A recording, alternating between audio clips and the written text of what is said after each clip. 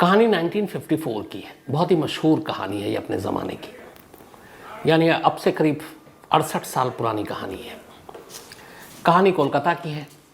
कोलकाता में टॉलीगंज एक इलाका है और इसी टॉलीगंज थाने के इलाके में 30 जनवरी की सुबह सुबह का ये वाक़या है। 30 जनवरी की सुबह सुबह अभी सारी दुकानें भी नहीं खुली थी, अभी शहर शायद सोकर पूरी तरह जागा भी नहीं था। आपने देखा होगा हर शहर में सफाई होते हैं, सुबह सुबह सफाई कर्मचारी सड़क पर बाकी जगहों पे अपना झाड़ू वाड़ू लगाते हैं। तो इस टॉलीगंज इलाके में भी सफाई कर्मचारी सड़क की सफाई कर रहे हैं ताकि लोग सुबह उठेंगे, दुकानें खुलेंगी, शहर साफ सुथरा दिखे। इसी सफाई करते करते एक सफाई कर्मचारी इस इलाके में, उसका नाम था क्योरताला शमशान घाट के करीब टॉलीगंज में, उसे एक टॉयलेट के बाहर कुछ अखबार के बंडल मिलते हैं। बंडल का एक पैकेट होता है वो। अब वो जब देखता है तो वहाँ कुल ऐसे 3 पैकेट हैं अखबारों के। तीनों पैकेट टॉयलेट के बाहर पड़ा हुआ। अब एक सफाई कर्मचारी, उसे पता है लोग पता नहीं क्यों कूड़ा करकट फेंक देते हैं, तो उसने इन तीनों पैकेट के करीब गया। अखबार ऊपर से है, अखबार के ऊपर नारियल की रस्सी है जिससे वो पैकेट बंधा हुआ है। अब वो एक पैकेट को खोल देता है। जैसे ही खोलता है उसकी चीख निकल जाती है। चीख निकलती है, आसपास के सफाई कर्मचारी बाकी लोग भी आ जाते हैं। उसके बाद देखते हैं उस खुले हुए पैकेट को, उनकी भी चीख निकलती है। फिर कोई पुलिस को फ़ोन करता है, वहाँ पे धीरे धीरे भीड़ जमा हो जाती है। पुलिस पहुँचती है। अब पुलिस उन अखबारों को खोलती है। हर अखबार नारियल की रस्सी से बंधा हुआ है और जब वो खोलते हैं तो उसके अंदर से इंसानी अंगों के अलग अलग टुकड़े मिलते हैं, लाशों के। जो ये 3 अखबार थे, जो 3 पैकेट थे, उसमें जब पहला पैकेट खोला गया तो उसके अंदर 2 बाजुएं थी इंसान की कटी हुई, मतलब जो कोहनी को जोड़ती है यहाँ तक। इसके अलावा हथेली थी, उंगलियां थीं, कलाई थी, कोहनी थी। ये सारे अलग अलग छोटे छोटे टुकड़े थे इन 3 अलग अलग अखबारों के पैकेट में। इसके बाद जब पुलिस ने ध्यान दिया तो देखा कि जो अखबार है वो कोलकाता से निकलने वाला एक newspaper, local daily Jugantar newspaper के अलग अलग पन्नों को लपेट कर ये पैकेट तैयार किए गए थे। और ये जुगांतर न्यूज़पेपर था उसी साल, यानी कि 1954 के 21 नवंबर का एडिशन था। वो 21 नवंबर का वो अखबार था। पुलिस सारे लाशों के टुकड़े को समेटती है और सरकारी अस्पताल के मुर्दा घर में ले जाकर रख देती है। अब ये टुकड़े मिले, ये आधे अधूरे थे। अब पुलिस को उम्मीद थी कि बाकी लाशों के टुकड़े मिलेंगे और ज़्यादा इंतज़ार नहीं करना पड़ता। ये सुबह की बात थी, 30 जनवरी की। दोपहर लंच का वक्त आ जाता है। लंच होने के बाद बहुत सारे लोग इधर उधर टहल रहे थे। कुछ लोग काली घाट पार्क में भी टहल रहे थे और ये पहली जगह से ज़्यादा दूरी पर नहीं था। टहलते टहलते एक शख्स की नज़र वहाँ एक पेड़ के नीचे कुछ अखबार के पैकेट्स पर पड़ते हैं और अखबारों में कुछ चीज़ें लिपटी हुई थी और उसके ऊपर नारियल की रस्सी से उसको बांधा गया था। उसने भी सोचा कि पता नहीं इसके अंदर क्या है। उसने एक पैकेट खोल दिया। जैसे ही उसने खोला उसकी भी चीखें निकल गई।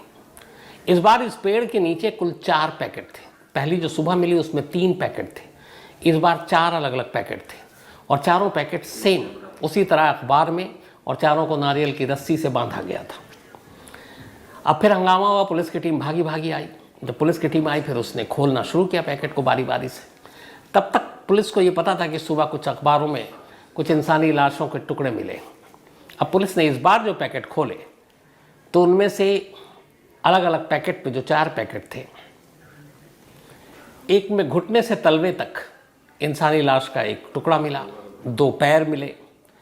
इसके अलावा आंखों पर पट्टी बंधा हुआ सर मिला, मतलब गले से लेकर, लेकिन उसकी आंखों पे पट्टी बंधा हुआ था। कान, फटे हुए होंठ, ये सारी चीज़ें। चेहरा जो है वो एकदम पहचान में नहीं आता, ऐसा लग रहा था जैसे उसकी स्किन हटा लिया गया हो। इसके अलावा एक पैकेट में एक भ्रूण मिला, मतलब एक ऐसे बच्चे जो अभी शायद जस्ट पैदा हुआ हो या पैदा होने वाला। अब ये बड़ी अजीब विभत्स चीज़ें थी, अजीब खौफनाक मंजर था। तो पुलिस ने अब देखा कि 4 पैकेट मिले हैं कि आसपास में कुछ सुराग मिल जाए। पुलिस ने उसी पार्क के आसपास की तलाशी ली तो कुछ दूरी पर पुलिस को कामयाबी मिली, एक और अखबार का पैकेट मिला। उस पैकेट को जब खोला गया तो उसमें इंसान के 2 जांघ कटे हुए मिले। एक जांघ के ऊपर एक कटा हुआ निशान था, मार्क था, शायद वो पैदाशी मार्क था। जो 4 पैकेट मिले थे पेड़ के नीचे से, इस बार वो चारों पैकेट भी उसी न्यूज़पेपर जुगान्तर के थे जिसमें पहले 3 पैकेट मिले थे। पहला जो था वो 21 नवंबर का एडिशन था। इस बार जो 4 अखबार के पैकेट बनाए गए उनमें से एक 21 नवंबर का था, 1953 का था वो, और ये 54 चल रहा है। दूसरा 10 जनवरी का था 1954 का, तीसरा 25 जनवरी 1954 का और तीसरा 26 जनवरी 1954 का। तो ये सारे थे। और जो उसी पार्क में एक और लाश मिली, वो भी जिस अखबार में लिपटी हुई जुगान्तर ही अखबार था, और वो नवंबर के महीने का अखबार था। अब कुल मिलाकर पुलिस को 8 पैकेट मिले और उन 8 पैकेट में एक इंसान टुकड़ों में मिला। पुलिस ने इन तमाम टुकड़ों को अब अस्पताल पहुंचाया। अब इसका पोस्टमार्टम शुरू हुआ। 31 जनवरी को पोस्टमार्टम किया डॉक्टरों ने। करीब 8 घंटे तक उन्होंने मेहनत की। इन 8 घंटों की मेहनत के बाद उन्हें अंदाज़ा हो गया कि ये एक तो लाश किसी महिला की है, लेकिन वो उसका चेहरा नहीं दे पाए। चेहरा बिल्कुल ख़राब हो चुका था, स्किन थी नहीं चेहरे पे। तो 8 घंटे लगे, बस ये पता चला कि ये एक महिला की लाश है। अब एक लाश है लेकिन चेहरा नहीं है, चेहरा पहचाने जाने लायक नहीं है। अब जब तक लाश किसकी है ये ना पता चले तो कातिल तक कैसे पहुँचे। याद रखिएगा 1954 है, साइंस टेक्नोलॉजी ने ये सारी इतनी तरक्की नहीं की थी। अब पहला चैलेंज ये था कि इस महिला के बारे में पता किया जाए जिसकी लाश है। पुलिस ने आसपास के तमाम थानों से पता किया, कोई फ़ायदा नहीं हुआ। अब क्या किया जाए, दिन बीत रहे हैं, पहचान हो नहीं रही है। आखिरकार पुलिस ने फिर कहा कि चलो अच्छा, इस दौरान में इस केस को जो कोलकाता पुलिस की जासूसी डिपार्टमेंट है उनको सौंप दिया गया। और इस केस को लीड कर रहे थे उस ज़माने में एक मशहूर पुलिस अफसर हुआ करते थे जिनकी इन्वेस्टिगेशन स्किल के लोग कायल थे, मतलब गड़े मुर्दे भी उखाड़ लेते थे। उनका नाम था साम्रेंद्र नाथ घोष। तो ये केस साम्रेंद्र नाथ घोष को दिया गया जो कोलकाता की जासूसी पुलिस डिपार्टमेंट के हेड थे। अब चेहरा मिल नहीं रहा है, औरत कौन है ये पता नहीं चल रहा है।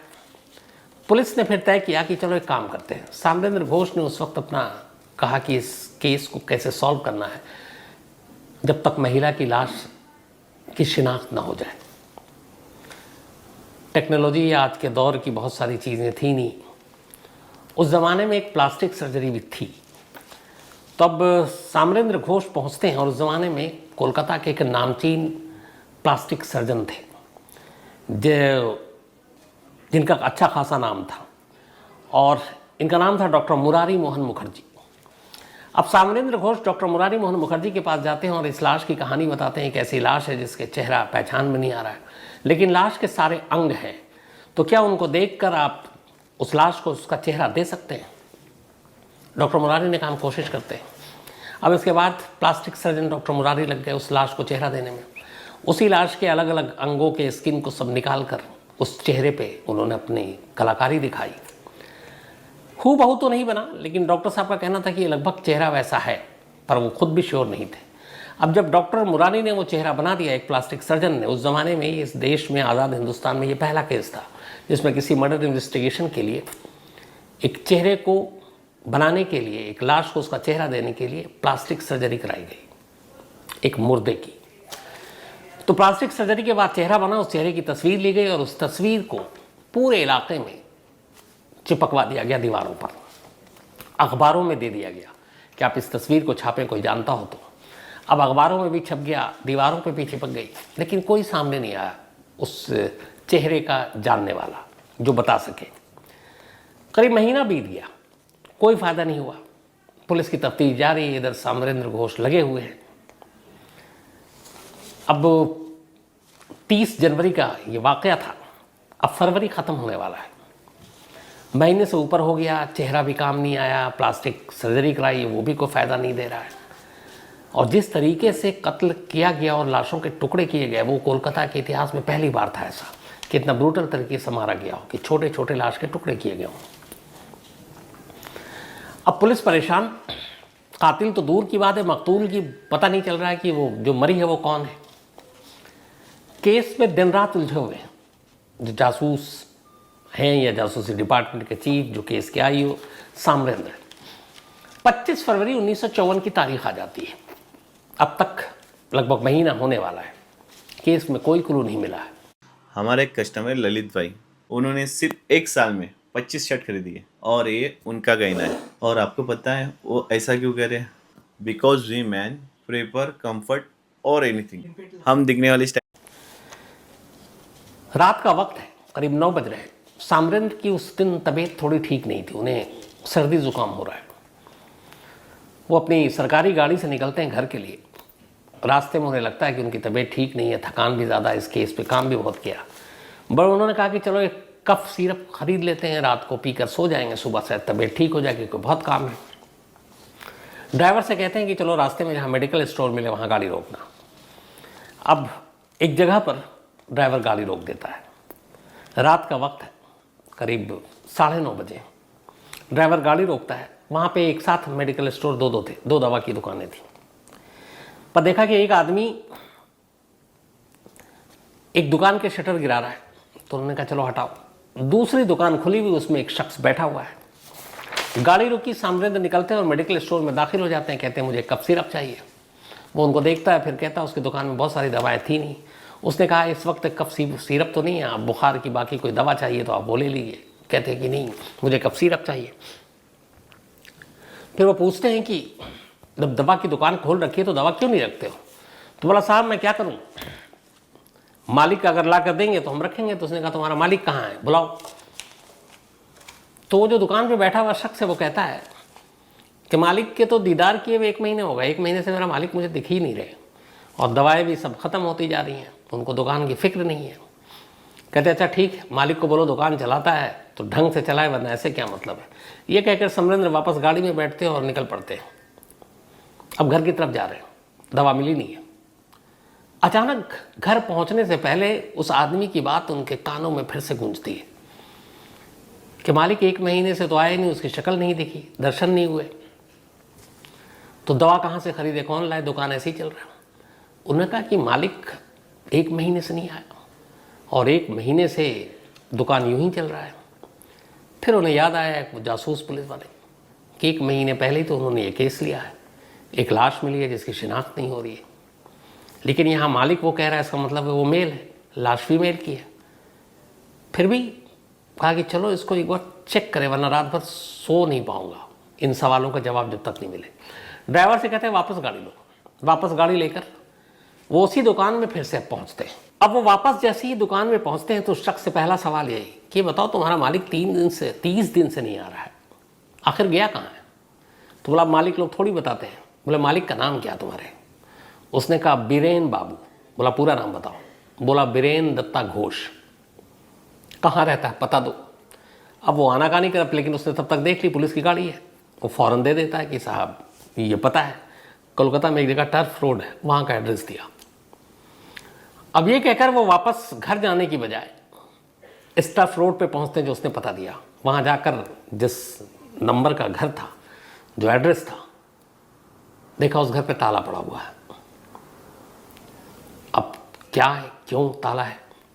कुछ पड़ोसी घूम रहे थे, उन्होंने पूछा भाई ये घर किसका है? तो उन्होंने कहा जी ये बीरेन दत्ता का है। तो बोले वो कहाँ है?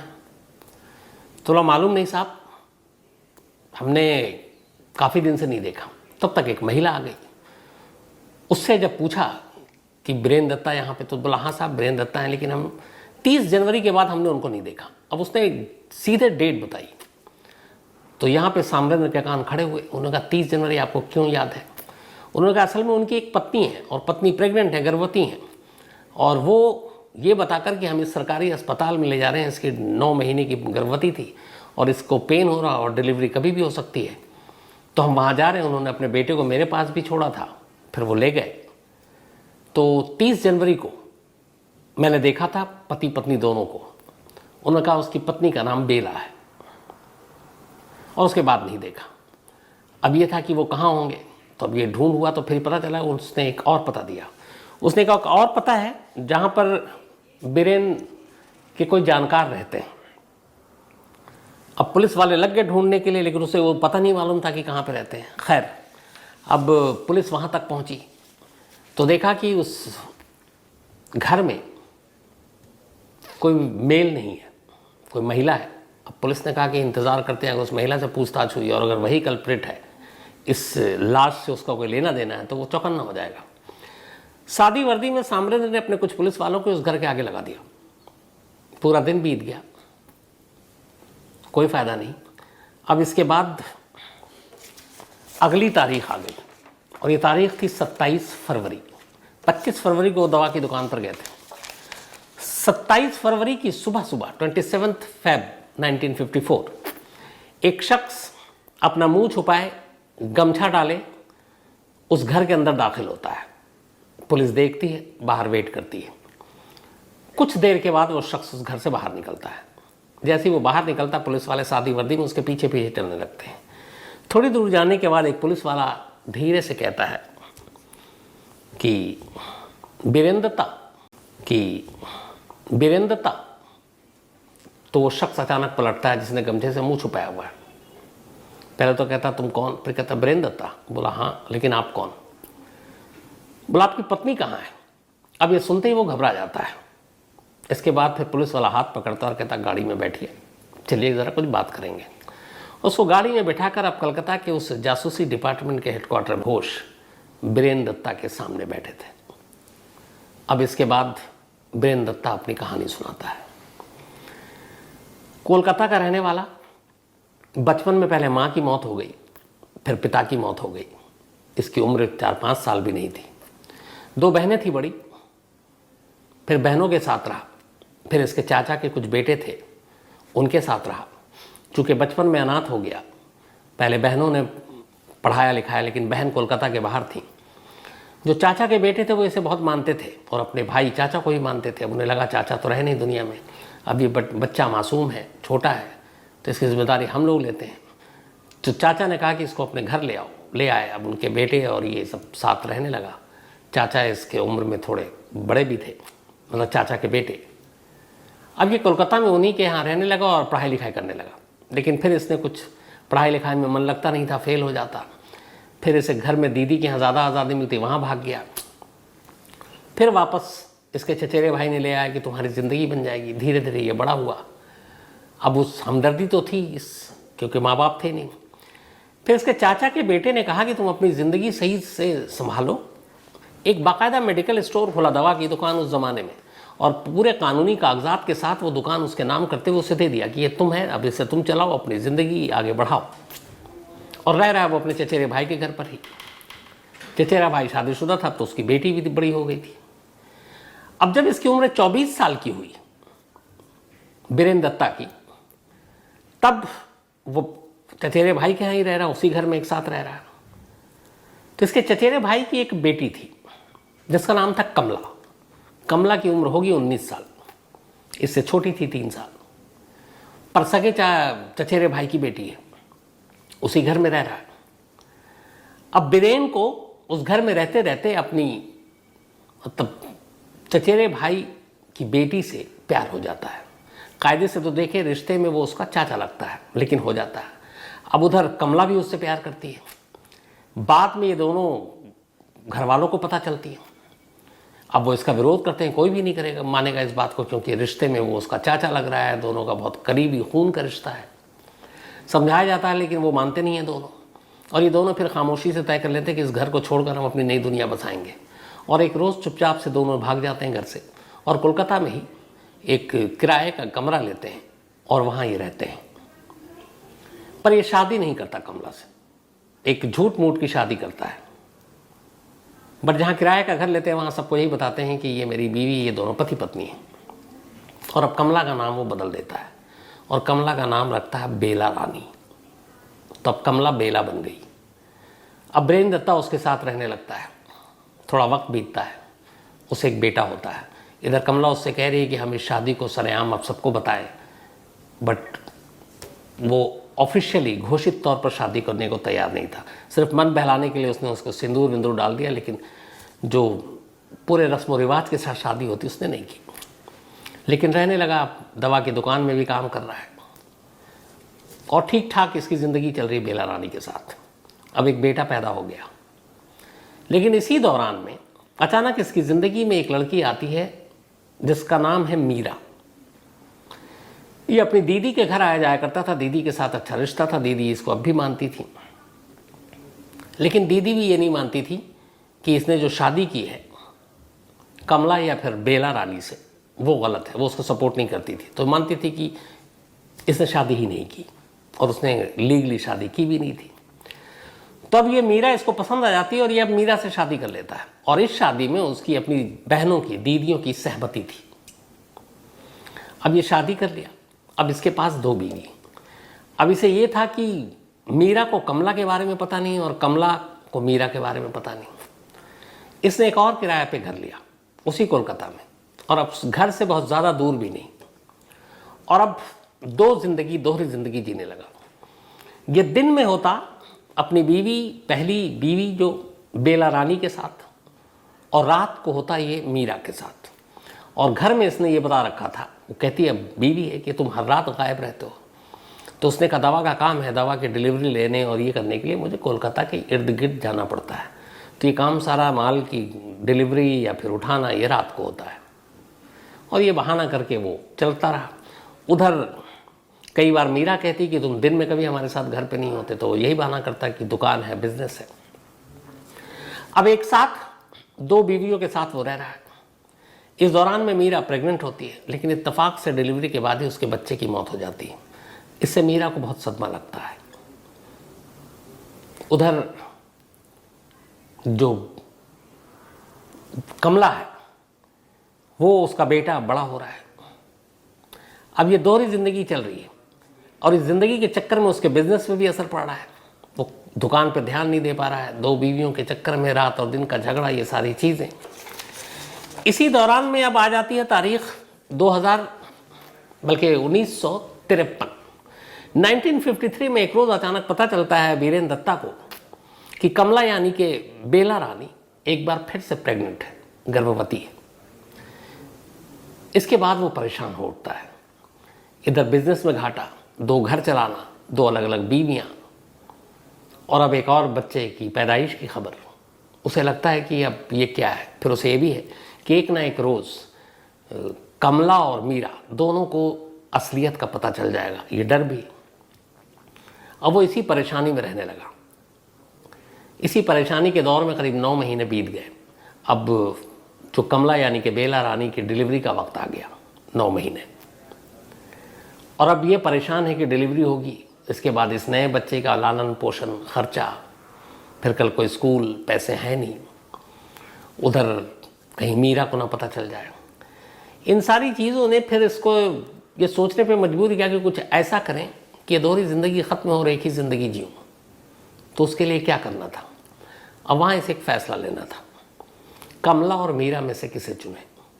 पहला प्यार जो कमला यानी कि बेला रानी, जिससे उसने बगावत करके शादी की, या दूसरी मीरा जिसकी कानूनी तौर पर उसकी बहनों ने शादी को मान्यता दी। उसने मीरा को चुना साथ रहने के लिए और कमला को चुना अब इस ज़िंदगी से आज़ाद करने के लिए। जनवरी 1954 रात का वक्त था। ये दुकान से आया, देखा बेटा सो रहा है। उसने अपनी बीवी से जानबूझ के झगड़ा शुरू किया। अच्छा, उस पहले से एक ज़मीन तैयार कर रहा था। जब वो प्रेग्नेंट हुई बेला रानी, तो उसने कहा कि ये मेरा बेटा नहीं है, ये तुम्हारे प्रेमी का है, और इस बारे में लेके कई बार झगड़ा भी करता था। इधर एक और साजिश ये रच रहा है कि चूंकि उसकी जो बीवी है मीरा, बच्चे की डिलीवरी के बाद डेथ हो चुकी है, अब वो मीरा को एक कहानी सुना रहा है, और ये कहानी ये है कि उसके फ्यूचर प्लानिंग है। वो कहता कोई बात नहीं, हमारे बच्चे की मौत हो गई, ऊपर वाला है, हम एक काम करेंगे, हम बच्चे को गोद लेंगे। मीरा खुश हो जाती है। फिर एक रोज़ एक कहानी सुनाता है, कहता है कि एक हस्बैंड वाइफ और बच्चे कहीं जा रहे थे, एक्सीडेंट हो गया, माँ बाप की मौत हो गई, बच्चा बच गया, और उसने बच्चे की वही उम्र बताई जो उसके अपने बेटे की है, जो बेला रानी से पैदा हुआ। तो प्लानिंग ये थी कि बीवी का कत्ल करने के बाद वो बेटा चूँकि अभी छोटा है, उसे पता ही नहीं है, वो उसको ले जाकर मीरा की गोद में डाल देगा और कहेगा ये गोद लिया हुआ बच्चा, जबकि है वो उसका अपना बच्चा। तो इसकी ज़मीन तैयार कर रहा है ये सारी चीज़ें। 27 को फिर झगड़ा हुआ उसका बेला रानी से कि ये बच्चा तो मेरा नहीं है, तुम्हारे प्रेमी का है। और इसी झगड़े के दौरान बहाना मिला उसे, उसने एक वज़नी चीज़ से अपनी बीवी के सर पे मारा। बेटा सो रहा था, फिर उसका गला दबाया, उसे यकीन हो गया कि वो मर गई है। फिर घर की अलमारी खोली, अलमारी में से सारे सामान बाहर निकाले और बेला रानी की लाश को उस अलमारी में डाल दिया। अलमारी बंद कर दी, वापस आया, बेटे के साथ सो गया, ऐसे जैसे कुछ हुआ ही नहीं है। 27 जनवरी की रात बीत गई। अब आगे क्या करना है ये सोच रहा है। 28 जनवरी की सुबह उठा। उसे मालूम था कि कई बार बेला रानी बाहर जाती या किसी काम से तो वो अपने बेटे को अपनी एक सहेली को दे देती थी जो उसी एरिया में रहती थी। वो जाता है उसके पास और कहता है कि तुम बच्चे को मेरे 1-2 दिन के लिए संभाल लोगे, क्योंकि बेला रानी का कभी भी डिलीवरी हो सकता है, अस्पताल आना जाना। तो वो खुशी खुशी तैयार हो जाती है। अब वो अपने बेटे को उसको सौंप देता है। मेडिकल स्टोर जाता है, मेडिकल स्टोर में थोड़ा काम करता है। अखबार पढ़ने का शौकीन था, अखबार जमा करने का शौकीन था। इसके बाद वो जल्दी उस दिन मेडिकल स्टोर से निकलता है, युगांतर अखबार का एक पूरा बंडल दुकान से उठाता है और घर आता है। शाम हो चुकी थी। घर आने के बाद अखबार के बंडल को खोलता है, नारियल की रस्सी पहले ही ले आ चुका था। इसके बाद कुछ पॉलीथिन भी थे उसके पास। अलमारी से अपनी बीवी की लाश को बाहर निकालता है। ये 28 जनवरी की बात है। कत्ल हुए अब लगभग 20 घंटे से ऊपर हो चुका है। बीवी के अब लाश के टुकड़े करना शुरू करता है तेज़धार हथियार से। टुकड़े करने के बाद उसे पॉलीथीन में डालता है, पॉलीथीन को फिर अखबार से लपेटता है, अखबार को नारियल की रस्सी से बंद करता है और छोटे छोटे पैकेट बनाता जाता है। इस दौरान उसे लगा कि कुछ स्मेल भी आ रहे। फिर वो बाकी लाशों को छोड़ देता है, अलमारी में वापस रखता है, पूरा फर्श धोता है, फिनाइल के साथ धोता है ताकि कोई महक ना आए, और फिर सो जाता है। 27 की रात बीती, 28 की रात बीती, अब 29 की रात आ गई। 29 का दिन आ गया। 29 को वो फिर उठता है, दुकान जाता है, वापस आता है और लग जाता है काम पर। लाश के फिर टुकड़े करता है, छोटे छोटे पैकेट बनाता है, पॉलीथिन में, फिर अखबार में। फिर उन सारे पैकेट को अब वो अलमारी में रखता है, पूरे घर की फिर से सफाई करता है फिनाइल डालकर। ये सब कुछ करने के बाद अब रात का वक्त हो गया। कुछ पैकेट उठाता है, एक रिक्शा लेता है और वहाँ से निकल जाता है। टॉलीगंज के एक इलाके में पहुँचता है। रात का वक्त था, सन्नाटा था। वहाँ एक टॉयलेट के पास देखता है कोई नहीं है, वहाँ 3 पैकेट फेंकता है। फिर इसके बाद घर आता है। अब देखता है कि एक साथ इतने पैकेट नहीं ले जाने। फिर कुछ पैकेट उठाता है और उसके बाद वापस रिक्शा पकड़ता है और वहाँ से थोड़ी दूर के पास एक पार्क में पेड़ के नीचे 4 पैकेट फेंकता है। उसी पार्क में एक और पैकेट अलग से फेंकता है। 8 पैकेट कुल उसने फेंके। ये सब फेंकने के बाद वो घर आता है और 30 जनवरी को वो उस लेडी के पास जाता है जो उसकी बीवी की सहेली थी और कहता है कि थैंक यू, आपने मेरे बेटे को रखा, मैं जा रहा हूँ, आज शायद हॉस्पिटल में डिलीवरी है तो मैं ले जा रहा हूँ और ये फिर वहीं रहेगा, बाकी रिश्तेदार भी आ रहे हैं। और वो अपने बेटे को ले जाता है और बेटे को ले जाकर मीरा के गोद में डाल देता है कि यही वो बच्चा है जिसके बारे में बात कर रहा था, जिसके माँ बाप एक्सीडेंट में मारे गए और अब हम इसको गोद लेंगे, जो उसका अपना बेटा था। ये उसने पूरी कहानी सुनाई। खुद सामरेंद्र नाथ भी चौंक उठे, हिल गए। अब इसके बाद इस केस की इन्वेस्टिगेशन तो हो गई, सबूत इकट्ठा करने का काम था। तो पहले तो उस हॉस्पिटल के बारे में पता किया गया कि वह कौन है, वहाँ पे ये थी भी कोई ऑडबिट। तो एक डॉक्टर ने बताया हाँ ये पर्ची थी, पर्ची मिली कि प्रेग्नेंट थी। तो इससे कि ये हो गया कि ये प्रेग्नेंट थी क्योंकि लाश में भी एक बच्चे का भ्रूण मिला था। अब ये था कि चेहरा, क्योंकि पहले लाश कंफर्म तो होना चाहिए, उस वक्त याद रखेगा डीएनए वीएनए नहीं था। सुनाई। खुद सामरेंद्र नाथ भी चौंक उठे, हिल गए। अब इसके बाद इस केस की इन्वेस्टिगेशन तो हो गई, सबूत इकट्ठा करने का काम था। तो पहले तो उस हॉस्पिटल के बारे में पता किया गया कि वह कौन है, वहाँ पे ये थी भी कोई ऑडबिट। तो एक डॉक्टर ने बताया हाँ ये पर्ची थी, पर्ची मिली कि प्रेग्नेंट थी। तो इससे कि ये हो गया कि ये प्रेग्नेंट थी क्योंकि लाश में भी एक बच्चे का भ्रूण मिला था। अब ये था कि चेहरा, क्योंकि पहले लाश कंफर्म तो होना चाहिए, उस वक्त याद रखेगा डीएनए वीएनए नहीं था। तो एक पैकेट में 2 जांग मिले थे, उस एक जांग पे एक मार्क था, बर्थ मार्क। कटा हुआ। माँ ने गवाही दी बेला रानी की। उसने बताया कि मेरी बेटी जब छोटी थी, खेल रही थी, तो एक तेज़ धार चीज़ पे गिर गई थी, उससे इसके जांघ पे बर्थ मार्क, मतलब एक निशान आ गया था। बर्थ मार्क नहीं बल्कि एक चोट का निशान था। तो माँ ने भी पहचान लिया, डॉक्टर की पर्ची मिली, प्रेग्नेंट थी, ये सारी चीज़ें साबित हो गई। अब इसके बाद ये मामला कोर्ट में चला। उस वक्त जिसने भी इस कहानी को सुना उसी के रोंगटे खड़े हो गए थे, क्योंकि इस तरह के कत्ल एक पति के हाथों और ऐसी कहानी किसी ने नहीं सुनी थी।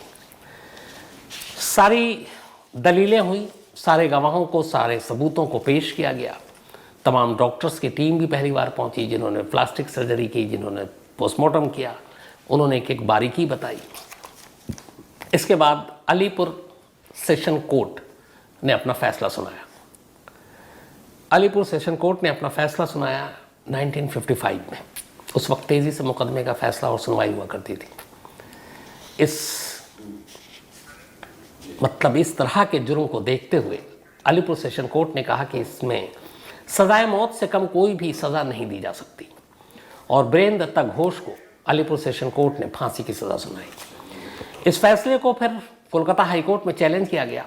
कोलकाता हाईकोर्ट ने भी तमाम सबूत, गवाह देखे, निचली अदालत के फैसले पर नज़र डाली और कहा कि इसके लिए बीरेंद्र दत्ता को फांसी से कम की सज़ा तो होनी ही नहीं चाहिए। हाईकोर्ट ने भी फैसला बरकरार रखा। इसके बाद ये सुप्रीम कोर्ट पहुंचा मामला, और ये सब कुछ 1955 में हो रहा, और 1954 में ये कत्ल हुआ। याद रखिए 1955 में कोर्ट का निचली फैसला आया, 1955 में हाई कोर्ट ने भी अपना फैसला सुनाया। अब ये सुप्रीम कोर्ट में पहुंचे और सुप्रीम कोर्ट ने भी 1955 के एंड में अपना फैसला सुनाया कि बीरेंद्र दत्ता को फांसी ही की सज़ा मिलनी चाहिए, जिस तरह का उसने ये जुर्म किया है। हर अदालत से वो अपना मुकदमा हार गया, किसी की हमदर्दी उसके साथ थी नहीं, और आखिरकार 28 जनवरी 1956, यानी कि जिस रोज़ पहली बार बेला रानी के कत्ल के वो हुआ और जो लाश के टुकड़े मिले, या यूँ कहीं 27 जनवरी को कत्ल हुआ था, ठीक उसके 2 साल बाद 27 जनवरी की रात को कत्ल हुआ था 1954, और 28 जनवरी की सुबह 1956 अलीपुर सेंट्रल जेल में बीरेंद्र दत्ता घोष को फांसी दे दी गई। बेला रानी केस के नाम से ये केस बेहद चर्चित और मशहूर रहा है अपने ज़माने में। तो ये थी आज की कहानी।